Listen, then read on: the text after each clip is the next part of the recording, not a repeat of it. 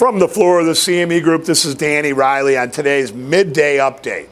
You know what we're going to call this video? We're going to call it Never Sell a Dull Market, Never Rang So Loud. The high of the day in the S&P came in just now at 19.5. Can you believe that? The low came in at 14.70 early in the day. At last, we're 19.19 even. We're up 1.1 handles. Wow.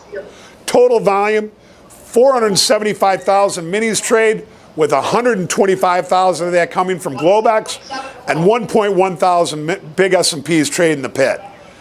Total option volume, total CME S&P option volume is 23,000, 13,000 calls and 10,000 puts. Now, Monday we've got Charles Evans speaking, the new month, June 2nd, Monday, June 2nd, Charles Evans speaks. We've got the GALLUP U.S. consumer spending number. We've got the PMI manufacturing number. We've got ISM MFG index. We've got construction spending. Now, you know, look, I know this may sound so stupid, but at the end of the day, the trend really is your friend. And for all those of you traders out there that are trying to trade the S&P right now, your best chance are going to be going with that trend. That's buying weakness. And what happens here is when traders don't have that long when the futures go up, they have a tendency to sell the S&P, and that's not working. Now, we're not saying it's not going to work forever, but right now, I think the S&P has been up 6 out of the last 7 days, with the one down day only down 0.10 handles, or 0.10 ticks. That's not even, it's ridiculous. And I think out of the last 11, I think the S&P has been up 9 out of the last 11 days. This is a trouncer of a rally that we've got going here. Now, I want to go back to something I've been talking about over the last couple of weeks, and now all of a sudden everybody's talking about, and it's volume. Volume remains to be the main and most critical element of what's going on in the marketplace.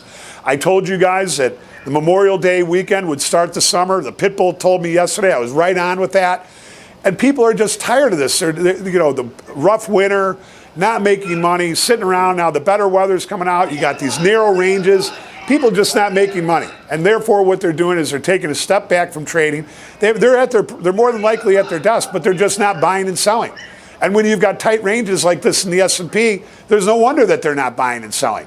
Additionally, what I said yesterday about the algos, they can't eat when there's low volume like this. But the other side of it is when the algos are not around, we're not getting any movement. So, I don't know, you got to pick your poison, I guess. But at the end of the day, I said 1910, possibly 1920. We're at 1920 today. And then my longer term call is for S&P 20 even later in the year. I'm going to leave it like that. We did a little earlier video today. You know what?